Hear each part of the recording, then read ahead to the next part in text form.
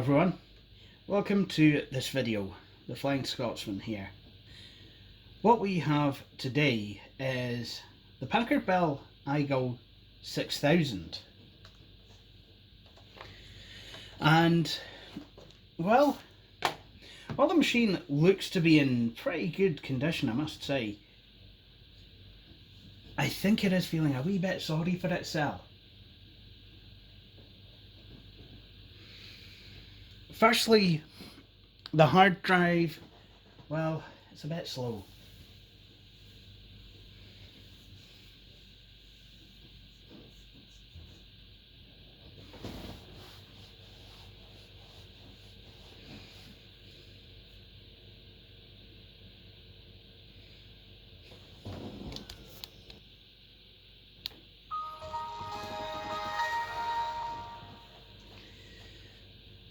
And listen to that.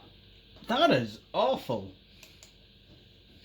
So, the machine could do with a wee bit of TLC. And in this video, that is exactly what we are going to give it.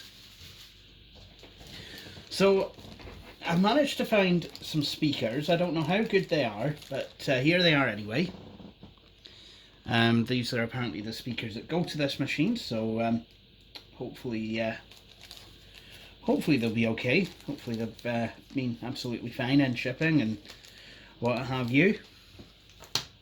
And here's a hard drive which I've nicked out of the ThinkPad R52. I will need to mind to replace that.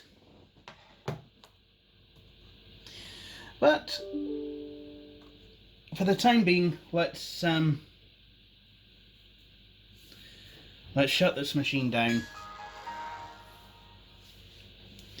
and get started on its surgery.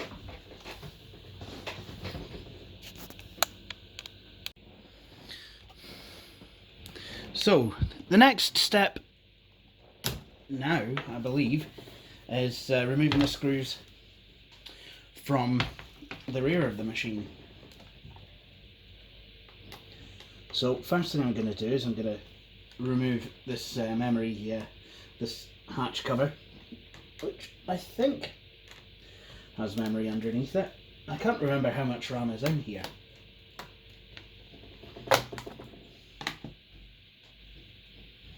Right.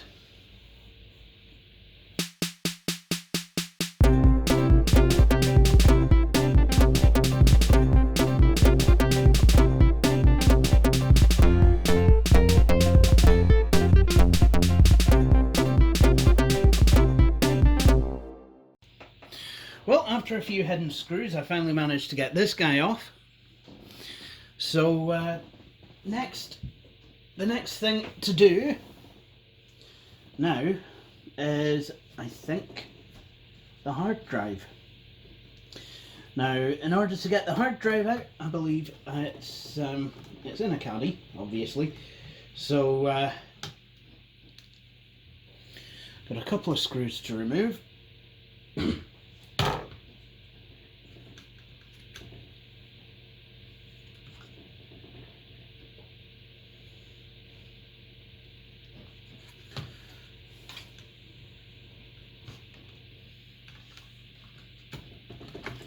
Or just the one, and there we go. Right, that's all very well and good, but what I think I want to do first is to remove the speakers, because what I think we will need to do is to reinstall the hard drive, reinstall the old hard drive temporarily, as it's got an XP install on it that works, and by using that we can establish whether the speakers are up and running. Right, the only thing that I would say though is I'll need to remove this component, which has the front I/O on this machine. That would be the firewire port, headphone and microphone sockets, indicator LEDs, and the volume knob.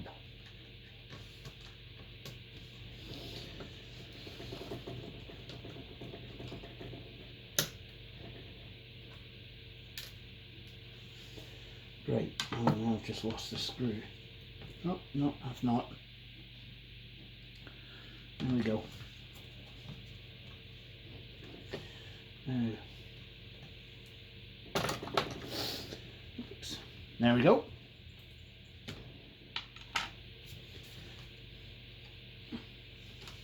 And that's revealed another screw for the speakers. That's lots of screws. Toolless, this machine isn't.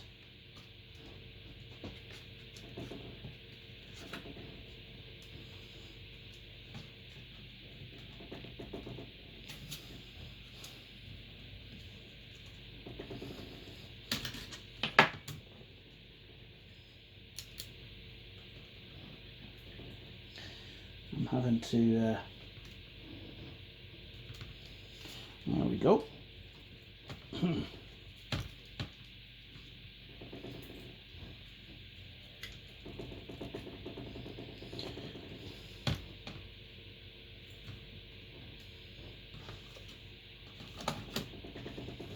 And then I'll just unplug this speaker from the motherboard. I see, and then the wire runs underneath the hard disk caddy. That and there we go. We have we've managed to get the old speakers out.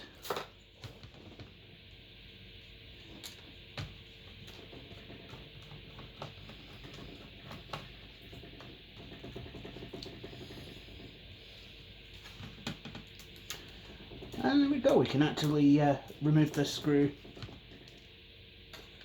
Actually,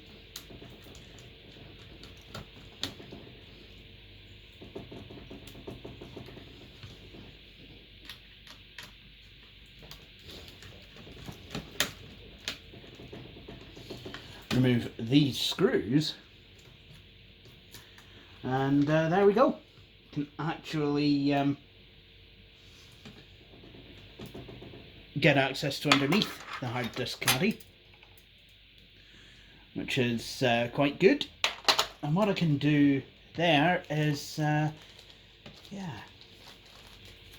I can actually install the new speakers. There we go.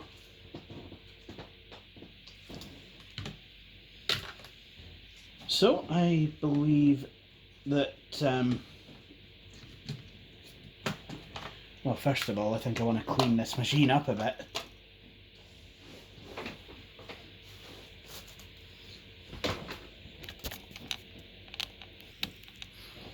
So what I'm going to do is just try and clean this up a wee bit. I would say there's definitely been a spillage on this computer, and I would say that that is the reason probably why the original speakers are broken. So there we go, we've got just make things a wee bit more presentable.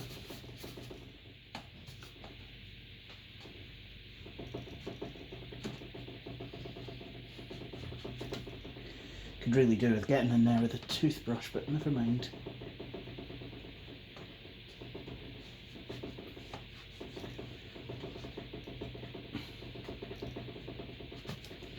There we go.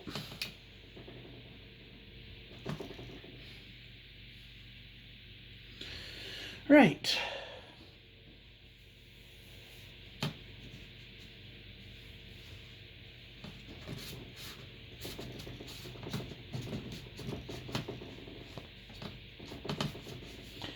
So let's install the new speakers.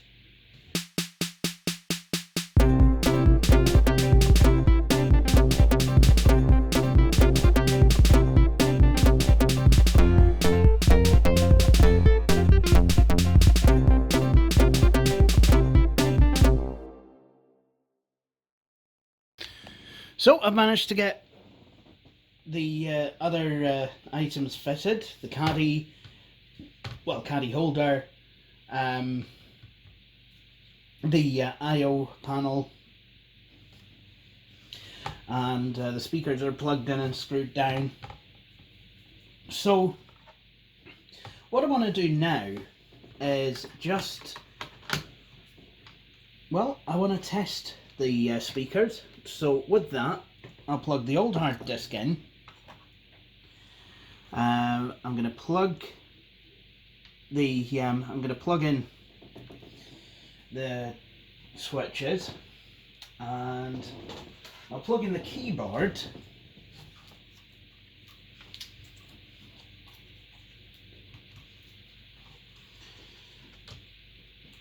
This is not how I would not recommend trying to run a machine like this, so don't do what I'm doing, because I cannot be held responsible for any damage to anything at all that may or may not arise from misassembling equipment. Now, I will plug in a USB mouse because I'm not plugging in the touchpad. So let's see if I've completely wrecked the machine. Well, the power seems to work. I get some power.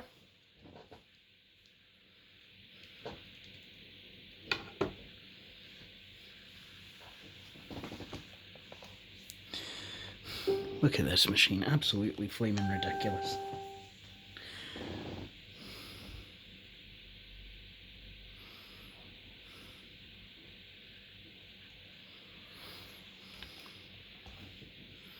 Let me just type in my password. Oh. That's not good.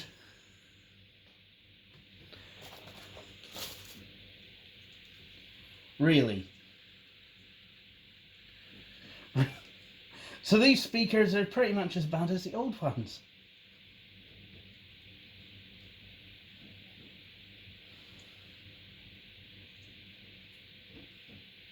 That's awful.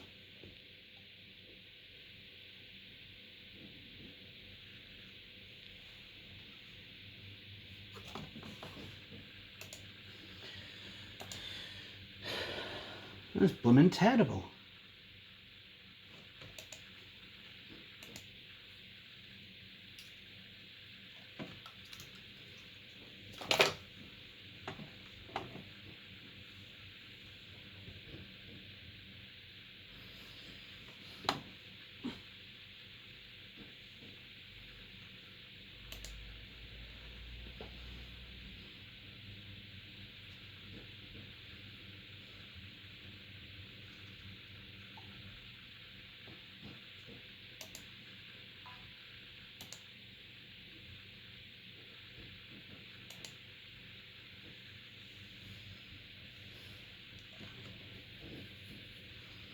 That was a bit of a waste.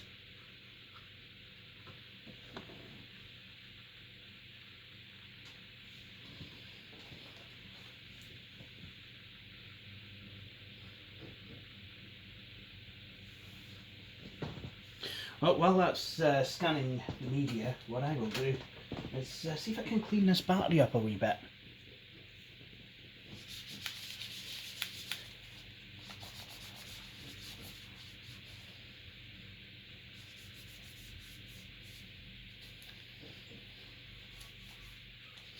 Not sure that this battery takes any charge, to be honest, but oh well. There we go.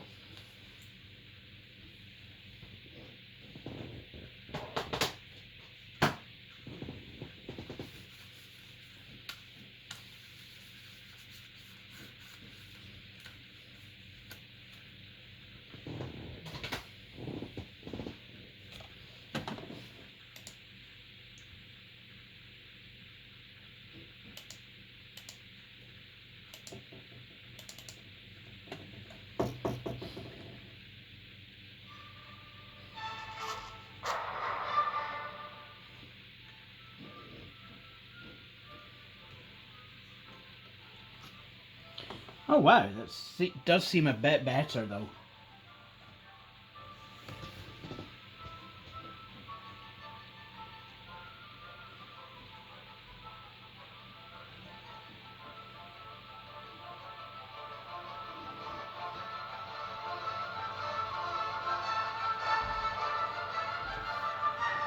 That's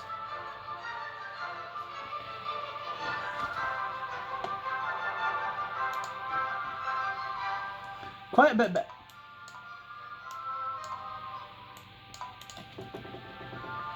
Okay.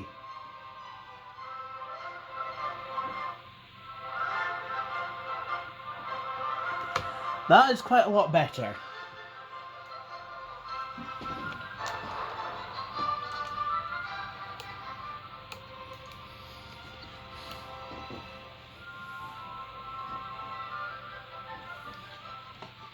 So that, I mean, it's not as good as I would want it to be, but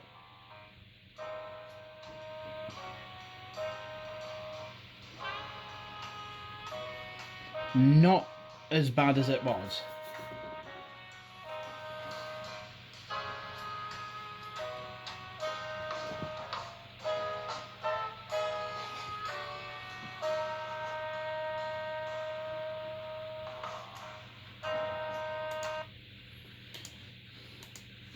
So there you have it.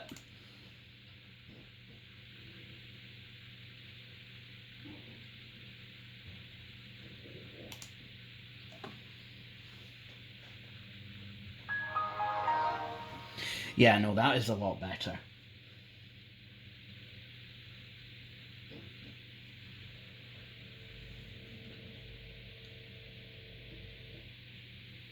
How long for? I can't say, but yeah.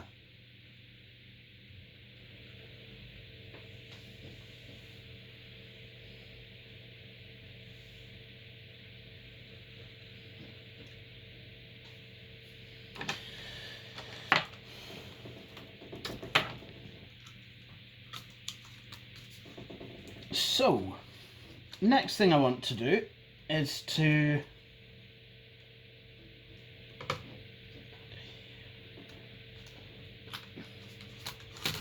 remove the hard drive and actually install a good one.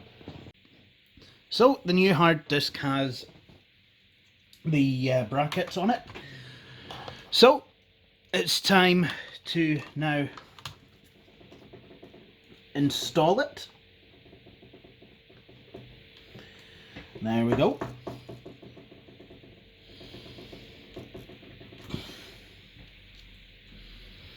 And I think there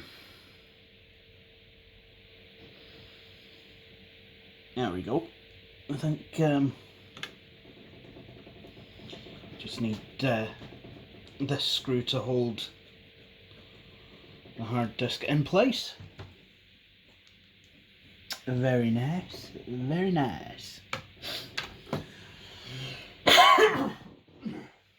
Next thing I want to do is reinstall the CD drive. Actually, no, I don't just yet, no. I'll tell you for why that is. It's actually one of the last things I want to install, believe it or not. What I will do though is I will plug the keyboard back in once again, just again temporarily. There we go. Plug the laptop back in, as you do.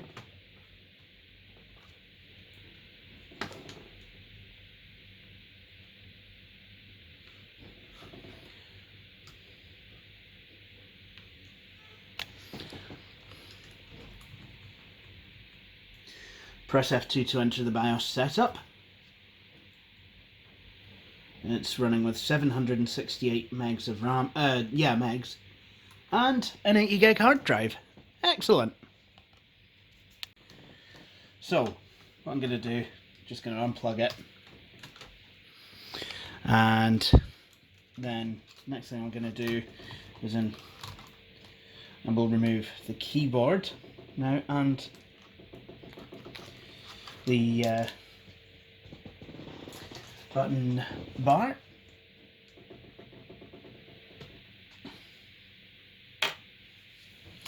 Excellent.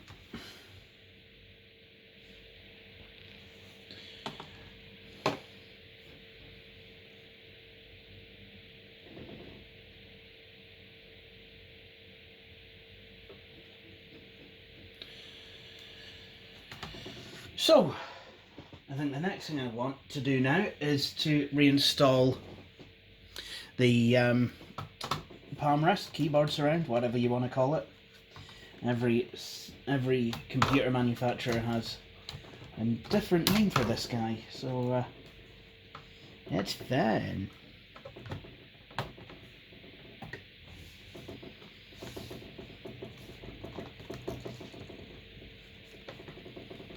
There we go. There we go. My yeah.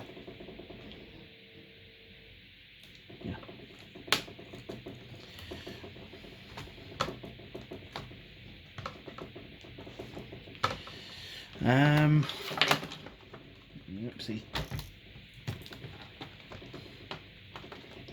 There we go. That's why that wasn't doing that, because the mouse cord was in the way. That's helpful.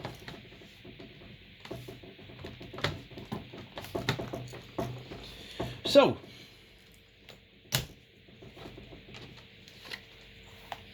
why do I want to install the CD-ROM drive last? Well, I completely forgot that there's these two screw holes there. So, yeah. So I need to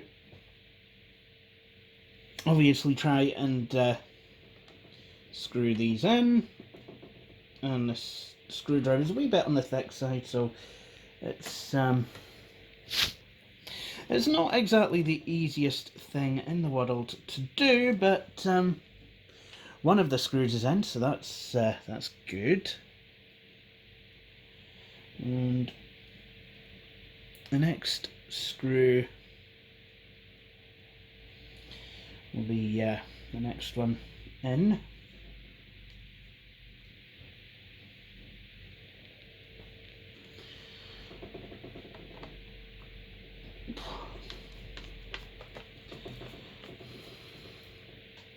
There you go. Hopefully that will start to hold things a bit more together. And then I think I've got I can't remember which goes where, so I think now I can install the CD-ROM drive, which in this case is actually a DVD-ROM CDRW drive. These tend to have a nasty habit of going mang.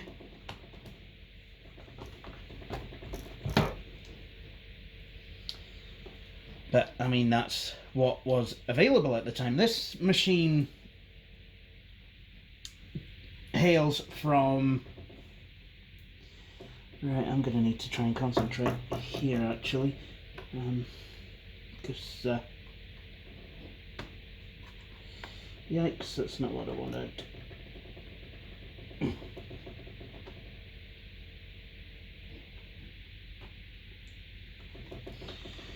Yikes. Oh dear.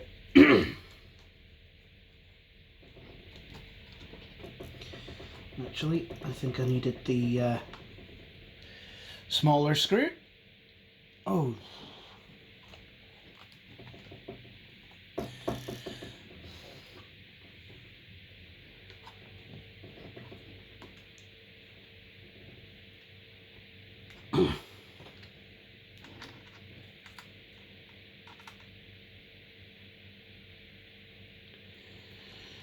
Yo.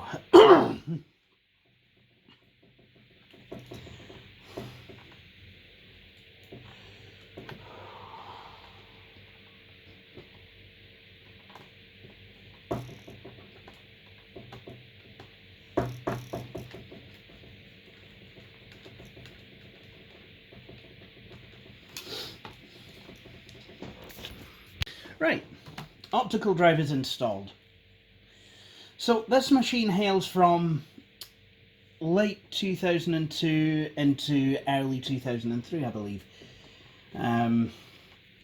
It's a mobile Pentium 4 machine. There we go.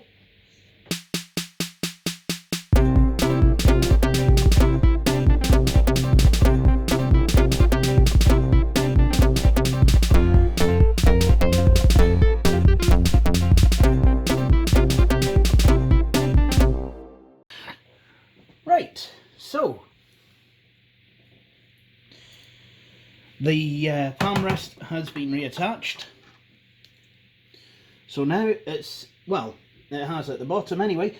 Now it's time to reattach the button bar and, well, reattach this from the top, I guess, as well.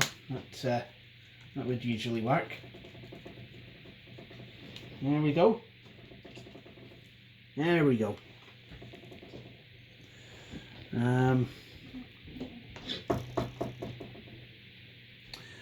1 and 2 and all these screws. Look.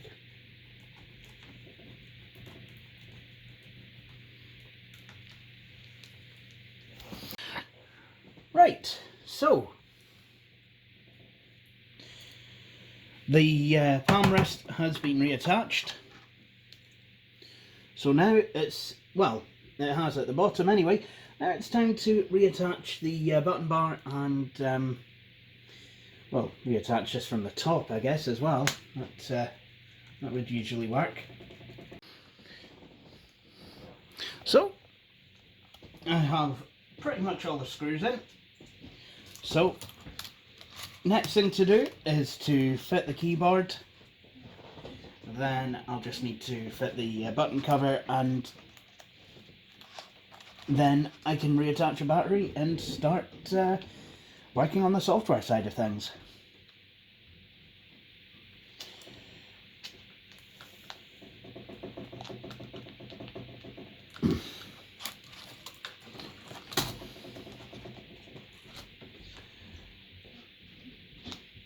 There we go.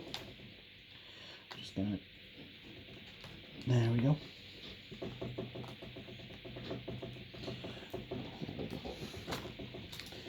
Now, and just slide the keyboard in, and then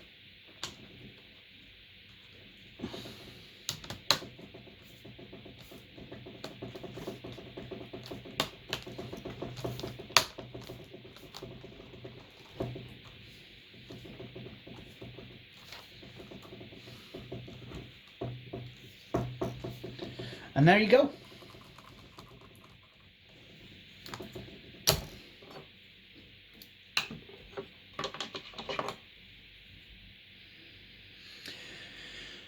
Now I did put the wrong screw into the actual button bar, so I wonder if I've damaged anything underneath. Hopefully I haven't. Hopefully if any damage has been done at all, it'll be just cosmetic.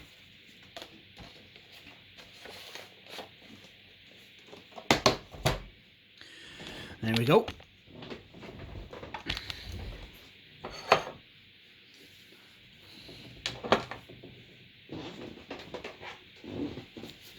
Last thing to attach is the condition unknown battery. Although I'm pretty certain that it doesn't work because dot optimism.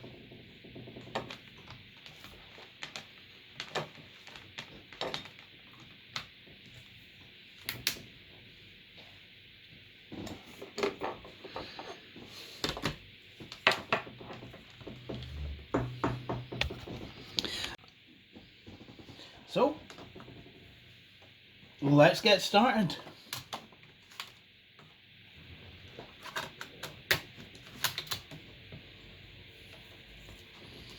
First of all though,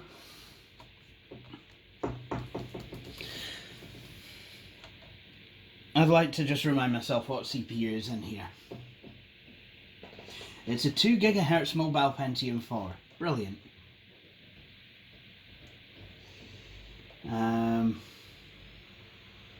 At some point I would like to upgrade the RAM to a cool gigabyte.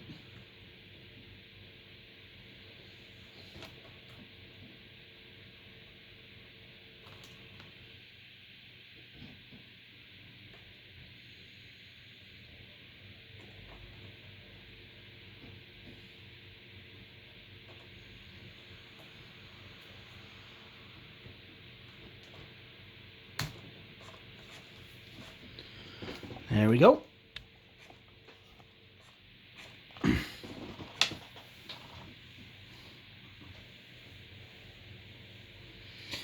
So why do I want to try and make this machine as good as I possibly can then? Well, a couple of reasons. Firstly, it's one of the few Packard Bells I have in the collection anymore, and you know, I like to keep a couple because I do like Packard Bell's machines, it has to be said. At least, you know, before it all went complete belly up in 2004. They would still make and sell you a good machine. I mean, even so, some of the desktops were still pretty good, but, you know, even after that. But nowadays, Packard Bell, yeah. Secondly, it's a tri-spindle machine. You don't get many of those that run Windows XP. Thirdly, and most importantly, this has ATI graphics. Everything else that I have that runs XP has Intel graphics, so it's kind of nice to have something that's got a bit more graphical prowess. Not that the 7500 is anything to write home about or whatever it is that's in here. I think it's 7500. I can't remember, but yeah. But anyway, now this machine has an 80 gigabyte hard drive to go with the rest of its specs. And at some point I would like to give it at least a gigabyte of RAM. Let it be in with a shout of actually running.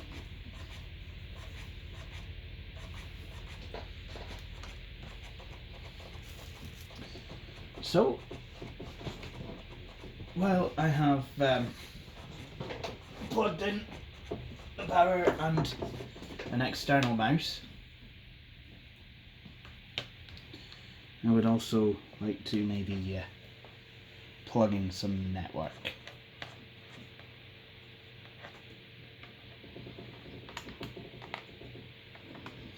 So this machine does not have Wi-Fi. It just doesn't.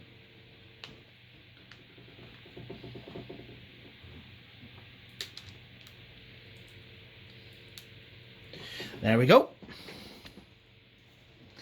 So, going to press enter to set up a new copy of XP. Now this drive came out of a ThinkPad, so it has its recovery partition. So what I'm going to do is I'm going to delete that. And that. And instead make a new NTFS file system, and I will full format it. So after quite some time we have Windows XP installing, and the keyboard and trackpad are in working order, which is good. Time seems to be okay as well. So there we go. That's Windows XP installing, and I'll be back once we are at the desktop.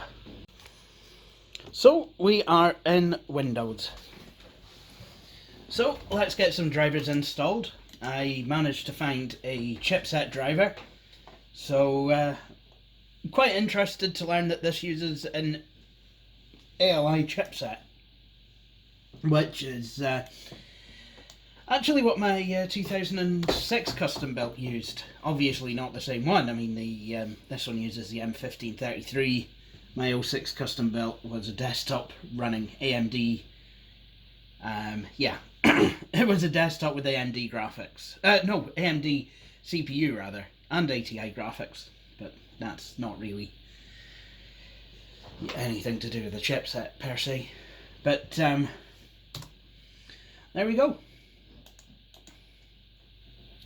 So I'm just going to reboot after installing the chipset drivers.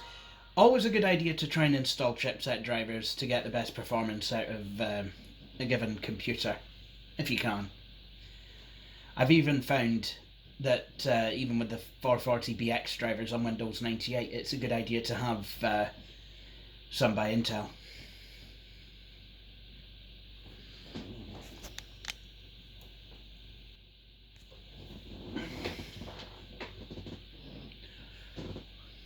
These speakers seem to be hit or miss, but they are still better than the old ones.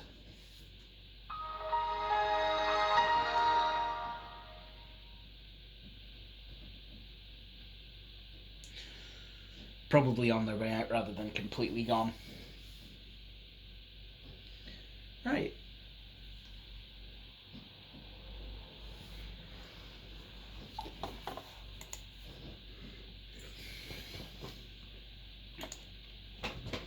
Next thing to install.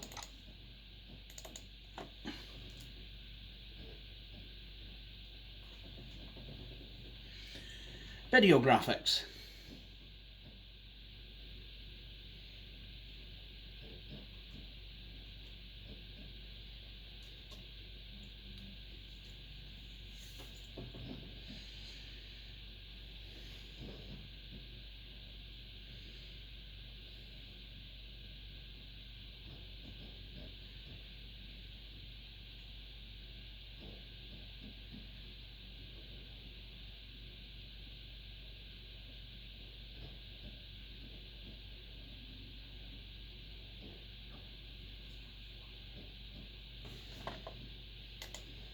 There we go.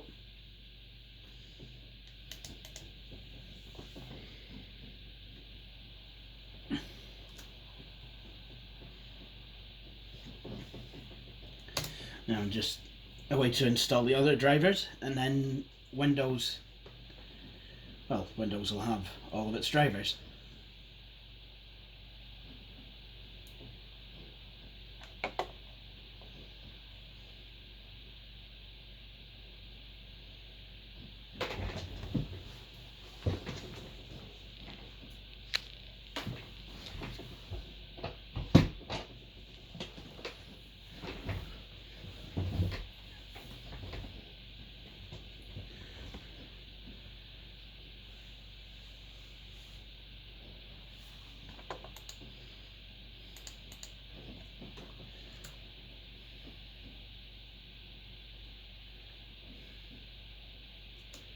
Soundbox.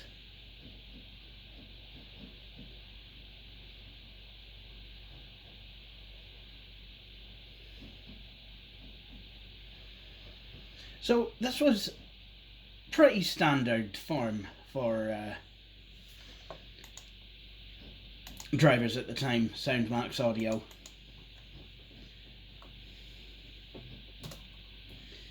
And then here we have the keyboard, the multifunction keyboard.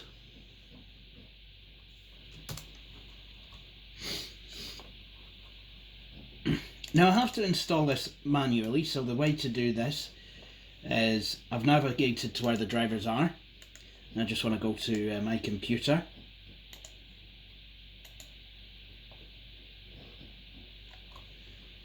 And I want to go to keyboards,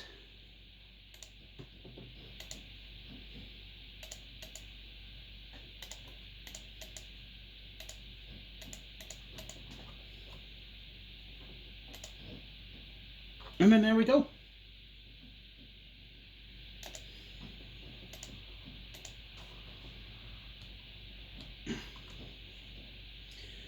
And it'll be the same with the touchpad drivers.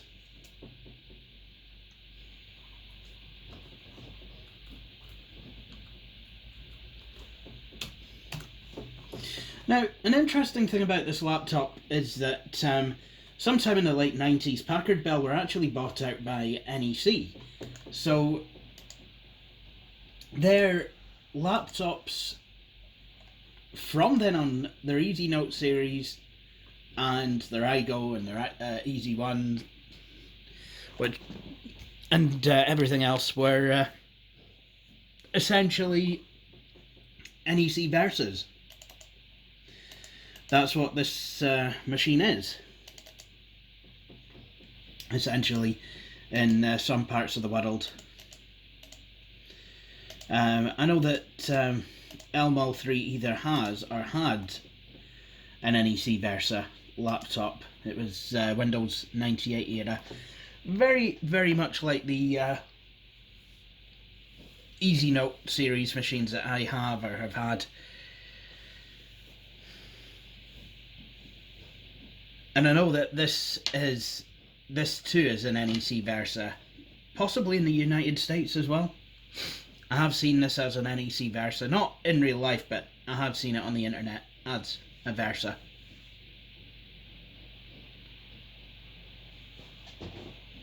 Oh, and there goes the fan. I did wonder if that was working.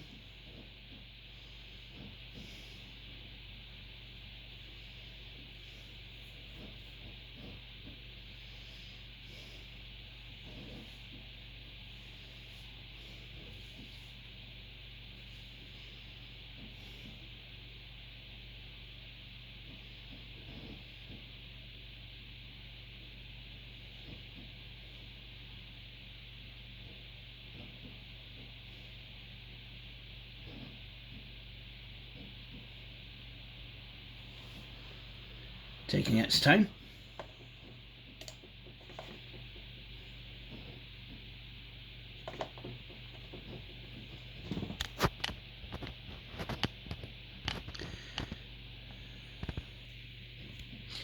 Okay, so I'm actually just gonna tell it exactly where to install it, and it's found the correct driver.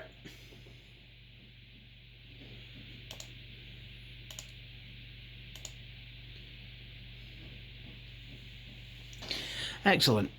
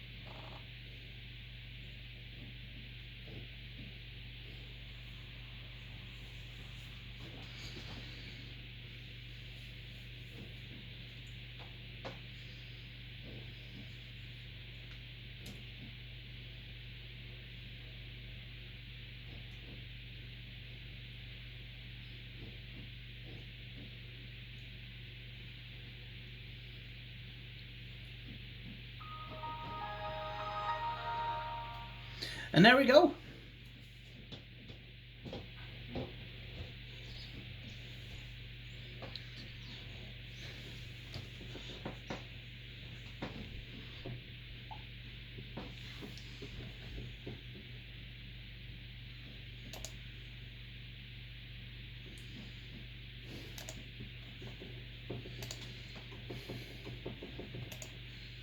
Now we should probably find out what graphics card is in here.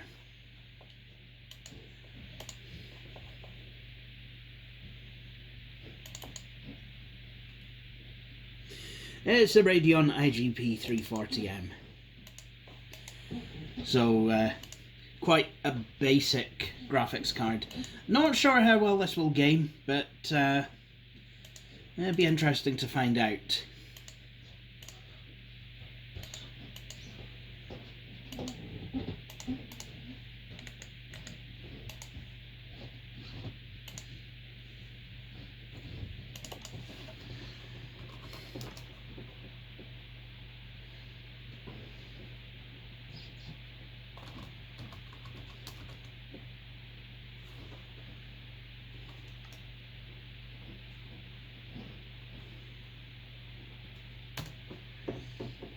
Right.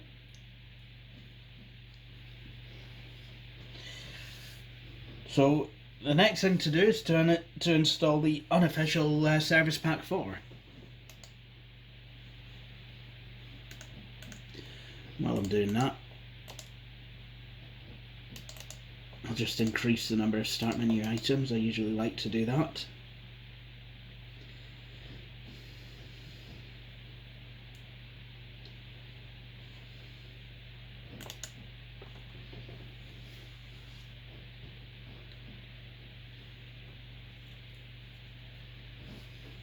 Now, when I tried installing this before I replaced the hard drive, it actually crashed at this point. So, well, I guess we'll see. How well it fares this time. Especially now as I've found, or I believe I've found the correct chipset drivers. Speaking of which, just gonna double check they're all installed.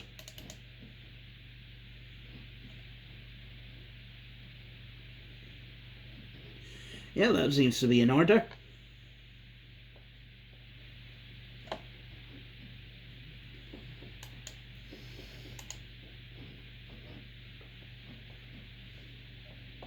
Well, that's an improvement right there.